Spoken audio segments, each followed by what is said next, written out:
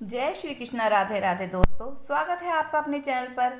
आज हम आपको सुनाएंगे संकट चौथ की व्रत की कथा। तो संकट चौथ व्रत करने वाली सभी बहनों को हार्दिक शुभकामनाएं। संकट चतुर्थी व्रत प्रत्येक महीने की कृष्ण पक्ष की चौथ को किया जाता है। जेठ मास की कृष्ण पक्ष की चतुर्थी को किए जाने वाला व्रत जेठ संकट चतुर्थी व्रत कहलाता है। भविष्य पुराण में कहा गया है कि जब मन संकटों से घिरा हुआ हो तो गणेश चतुर्थी का व्रत करें। इससे सारे कष्ट दूर होते हैं और धर्म, अर्थ, मोक्ष, विद्या, धन व आरोग्य जीवन की प्राप्ति होती है। संकट चौथ का व्रत करने वाली सभी बहनों से मेरा निवेदन है कि हाथ जोड़कर हाथ में थोड़े से आखे, गेहूं और गुड़ और माथे पर तिलक अवश्य करें। कभी भी सूने माथे, सूनी हथेली कथा नहीं सुननी चाहिए। तो चलिए शुरू करते हैं जेठ संकट चौथ व्रत कथा। कहानी को पूरा सुनना और हुंकारा अवश्य भरना। शिव, गौरी, गणेश और कार्तिकेय जी की जय हो। एक बार की बात है, माता पार्वती जी ने गणेश जी से पूछा कि पुत्र, ज्येष्ठ मास की चतुर्थी का व्रत किस प्रकार किया जाता है और इसका पूजन कैसे करना चाहिए। इस महीने में आने वाली चतुर्थी का नाम क्या है, भोजन में कौन सा पदार्थ ग्रहण करना चाहिए, इसकी सारी विधि मुझे आज विस्तार से बताएं। तो गणेश जी ने कहा कि हे माता, ज्येष्ठ कृष्ण चतुर्थी सौभाग्य एवं पति प्रदायिनी फलदायिनी है। इस दिन मूषक रथा नामक गणेश जी की पूजा भक्ति पूर्वक करनी चाहिए। घी से बने हुए भोजन, हलवा, पूरी आदि बनाकर गणेश जी को अर्पित करने चाहिए और संकट चौथ की व्रत कथा सुननी चाहिए। रात को चंद्रमा उदय होने पर चंद्रमा को अर्घ्य देने के बाद में एक बार फिर से गणेश जी की पूजा करके व्रत का पारण करना चाहिए। तो हे माता पार्वती जी, आज मैं आपको एक पौराणिक कथा सुना रहा हूँ, ध्यान से सुनना। उसके अंदर गणेश पूजन और व्रत की संपूर्ण विधि है जो पुराणों में वर्णित है। ध्यान पूर्वक सुनिए। सतयुग में 100 यज्ञ करने वाले एक पृथु नामक राजा थे। उनके राज्य में दयादेव नामक एक ब्राह्मण रहता था।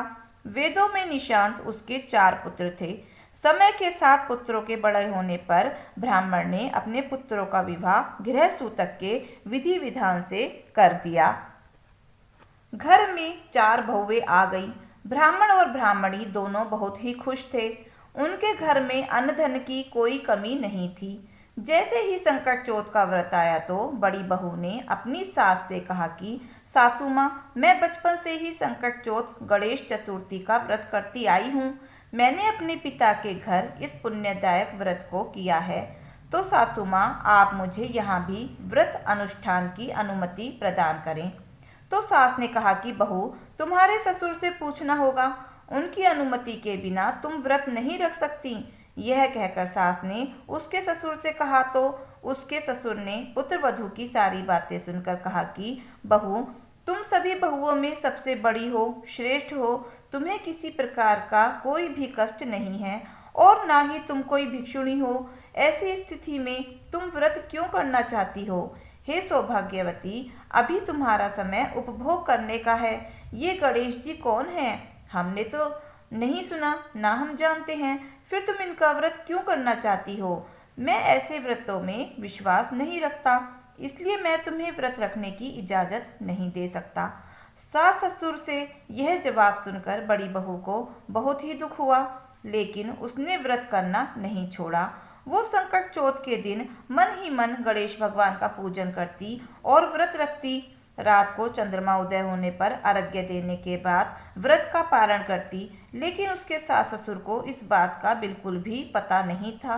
कुछ समय बाद बड़ी बहू गर्भवती हो गई। 10 महीने के बाद उसने बहुत ही सुंदर पुत्र को जन्म दिया। थोड़े ही दिनों बाद संकट चौथ का व्रत आया तो बड़ी बहू ने व्रत रखा, विधि पूर्वक पूजा की। रात को चंद्रमा उदय होने पर जैसे ही चंद्रमा को अर्घ्य देने के लिए गई तो पीछे से उसका बालक रोने लगा। तो उसकी सास और उसका पति उसे आवाजें लगाने लगे। उसकी सास जब आवाज लगाते हुए कमरे से बाहर निकली तो देखा बहू के हाथ में थाली है और वह बाहर से आ रही है। तो सास ने बहू से पूछा कि इतनी रात को तुम क्या कर रही हो और अब तक कहाँ थी। तो उसने कहा, सासू माँ, मैं संकट चौथ का व्रत करती हूँ। मैं चंद्रमा को अर्घ्य देने के लिए गई थी। अब मैं व्रत का पारण करूँगी। देखो, गणेश भगवान की कृपा से मुझे कितने सुंदर पुत्र की प्राप्ति हुई है और आपको पौत्र की प्राप्ति हुई है। मैंने आपको बताया नहीं, इसके लिए मुझको क्षमा कर देना। लेकिन मैं संकट चौथ के व्रत को बीच में नहीं छोड़ सकती। लेकिन उसकी सास पर इस बात का कोई भी असर नहीं हुआ। उसने उसके पति से जाकर कहा कि तुम्हारी बहू ना जाने कौन कौन से टोने टोटके करती रहती है और कहती है कि मैं गणेश जी का व्रत करती हूँ। ये मुझे बिल्कुल भी अच्छा नहीं लगा और ना ही तुम्हारे पिताजी को। अगर मेरी मानते हो तो बहू से कह दो कि आज से व्रत करने की कोई भी ज़रूरत नहीं है। तो उसके बेटे ने जाकर अपनी पत्नी से कहा कि मेरे माता पिता के खिलाफ जाकर तुम कोई भी व्रत नहीं रखोगी। न जाने कौन से टोने टोटके करती रहती हो। हमें इन बातों में कोई विश्वास नहीं है। आज के बाद तुम ये व्रत नहीं करोगी। अगर तुम्हें इस घर में रहना है तो जो मेरे माँ बाबूजी कहेंगे तुम्हें वैसा ही करना होगा, अन्यथा तुम यहाँ से जा सकती हो। तो बड़ी बहू ने अपने पति को बहुत समझाया कि मैं इस व्रत को बचपन से करती आ रही हूँ। यह संकट नाशक, सुख समृद्धि और सौभाग्य देने वाला व्रत है।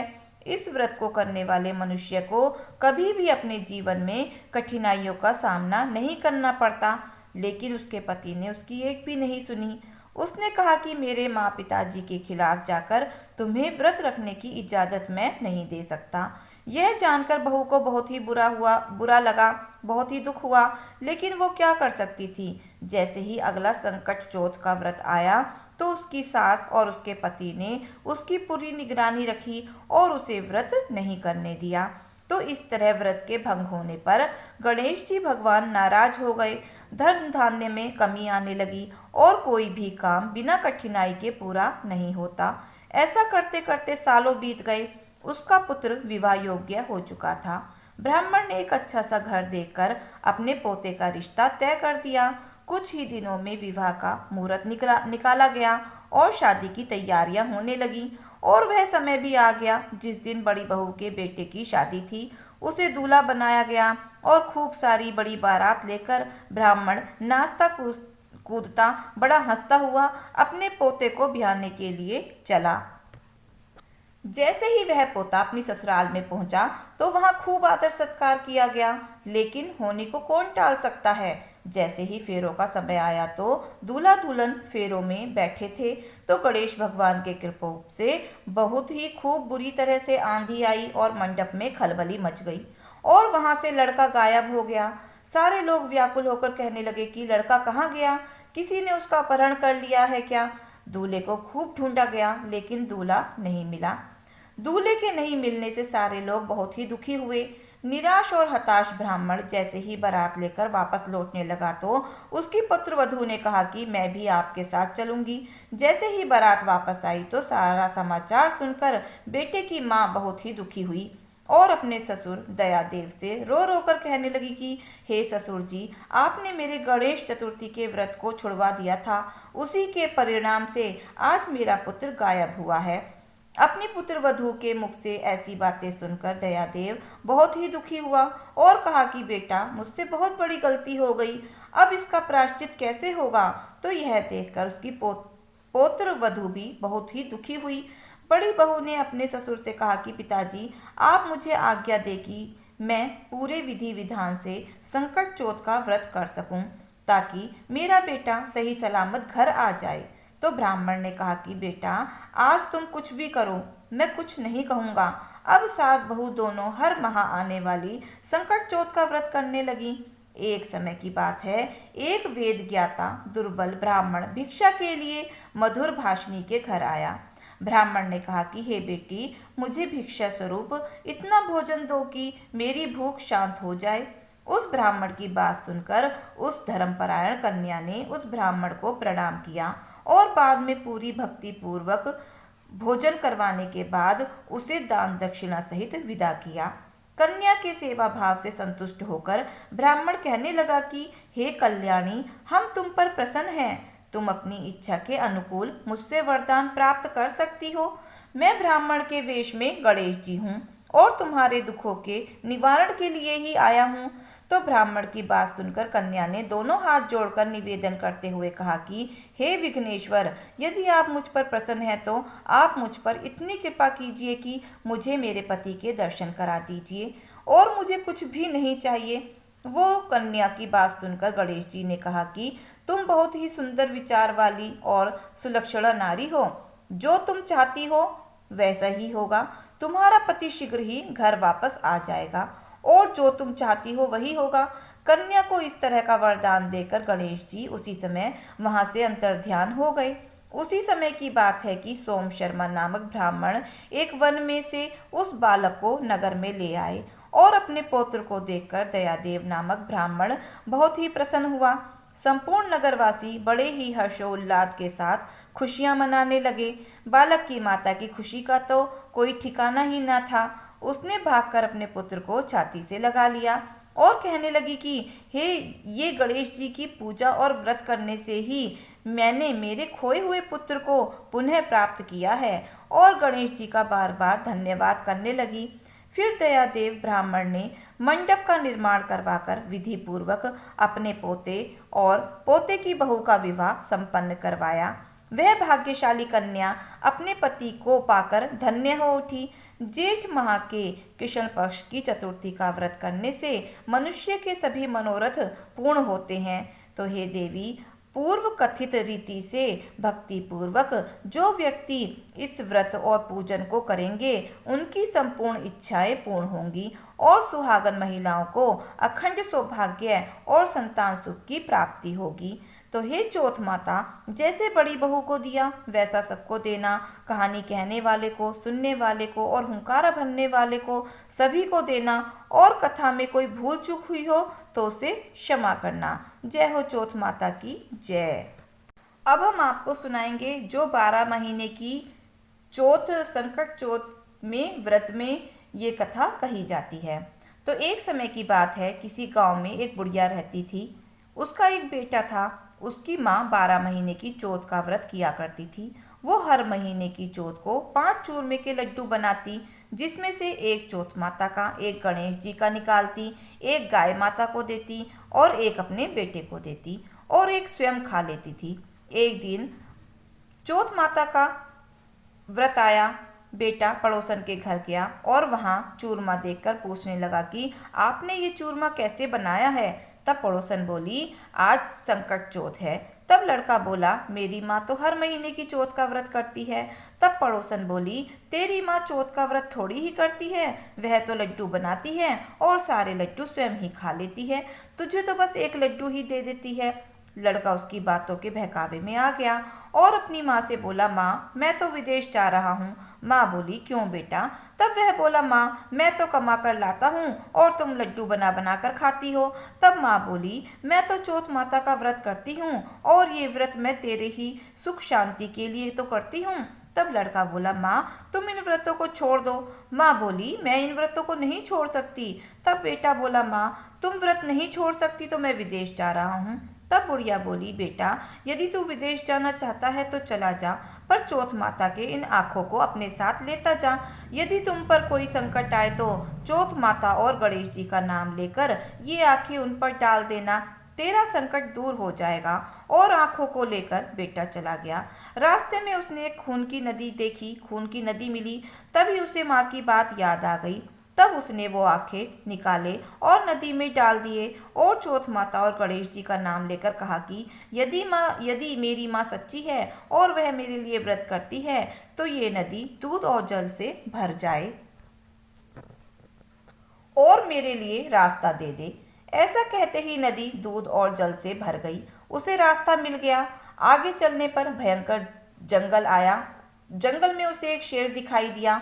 उसने चौथ माता और गणेश जी का नाम लेकर उस शेर पर भी एक आखा डाल दिया और शेर पीछे हट गया। फिर वह आगे बढ़ा और एक नगर में पहुंचा। उस नगर में राजा के यहाँ हर रोज एक मिट्टी के बर्तन का अलावा पकता था। वो अलावा तब पकता था जब उसमें एक आदमी की बलि दी जाती थी, यानी उस बर्तन के साथ एक आदमी को चिन दिया जाता था। उस लड़के ने देखा एक बुढ़िया आटा पीस रही है और रो रही है। तब उसने बुढ़िया माई से पूछा, माई तुम क्यों रो रही हो? तब बुढ़िया माई बोली, आज मेरे बेटे की बारी है। गांव में हर रोज हर घर से एक आदमी को अलावे के साथ चिन्ह दिया जाता है। आज मेरे 7वें लड़के की बारी है। आज मैं उसको पहले मालपुए खिलाऊंगी। सुबह होते ही राजा का बुलावा आ जाएगा। लड़के ने कहा, माँ चिंता मत कर, कल तेरे लड़के के बदले मैं चला जाऊंगा। तब बुढ़िया ने कहा, किसी दूसरे के बदले में कौन जाता है और मैं तुझे क्यों और कैसे भेज दूं? तब लड़के ने कहा, नहीं माँ मैं जाऊंगा, ला तू मुझे मालपुए खिला दे। बुढ़िया ने कहा, माल बेटा मालपुए तो मैं तुझे खिला दूंगी। तब बुढ़िया ने उसे मालपुए खिला दिए। लड़का खाकर सो गया। सुबह होते ही राजा का सिपाही आया। बुढ़िया ने उस लड़के को उठाने के लिए बर्तनों की आवाजें की और बड़बड़ाना शुरू कर दिया। लड़के की आंख खुली, वह समझ गया और तैयार हो गया। जाते वक्त उसने अपनी लाठी और कंबल बुढ़िया को संभालने के लिए दे दिया और कहा कि मैं आकर ले लूँगा। बुढ़िया ने कहा, मैं संभाल कर तो रख लूँगी, पर मैंने तो गए हुए को आज तक वापस आते हुए नहीं देखा। पर यदि तुम विश्वास रखते हो तो ठीक है, भगवान तुम्हारी रक्षा करे। लड़का चला गया। वहां जाकर लड़के ने चौथ माता और विनायक जी को याद किया और आखे के दाने निकालकर पानी की घंटी ली और वहां पर रख दिया। अलावा चिनकर आग लगा दी गई। तीसरे दिन कुछ बच्चे खेल रहे थे। उनके हाथ से एक पत्थर का टुकड़ा उछलकर अलावे पर जा पड़ा। पत्थर के पड़ते ही उसमें से बर्तन के टंकर की आवाज आई। यह बात सारे गांव में फैल गई। लोगों ने बहुत ही अचंभा किया। नौकर चाकर भेजे गए, अलावा खोला गया, वहां से पीतल के बर्तन निकले। भीतर से आवाज आई, भाइयों कंजावा धीरे धीरे खोलना, अंदर आदमी भी है। उन्होंने कहा, यह तो आदमी की आवाज है। तो आप डरो मत। आखिर में कंजावा खोल दिया गया। लड़का चौकी पर बैठा हुआ हंसता हुआ निकला। चौकी के चारों ओर ज्वारे उगाए हुए थे। पानी का कलश भरा हुआ था। राजा के पास लड़के को लाया गया। राजा ने सारा किस्सा सुना। तब लड़के ने बताया, मेरी माँ संकट चौथ विनायक का व्रत करती हैं। उसी ने आते वक्त मेरी रक्षा के लिए यह आंखें दिए, पानी का कलश दिया। राजा ने भाग्यवान लड़का समझकर अपनी लड़की का विवाह उससे कर दिया और चौथ का व्रत करने का सारे नगर में ढिंढोरा पिटवा दिया। कई दिन बीत गए। राजा के बेटे की बहुओं ने ननद को ताना मारा कि बाई जो पेट से निकले हांडी से नहीं। राजकुमारी ने अपने पति से कहा, मैं जहाँ मायका, सास जहाँ ससुराल। लड़का भी समझ गया। राजा रानी से विदा मांगी और अपने गांव अपनी पत्नी को लेकर वहां से चल पड़ा। गांव के पास पहुंचते ही देखने वालों ने बुढ़िया को खुशखबरी दी। बुढ़िया को विश्वास ही नहीं हुआ। उसने उपलों के ढेर पर चढ़कर देखा, बेटा और बहू आते दिखाई दिए। बुढ़िया ने चौथ विनायक को बार बार प्रणाम किया और धन्यवाद दिया। बेटे बहू ने आकर बुढ़िया के पैर छुए। घर में आनंद छा गया। गांव में चौथ विनायक के मंदिर का ढिंढोरा पिटवा दिया गया।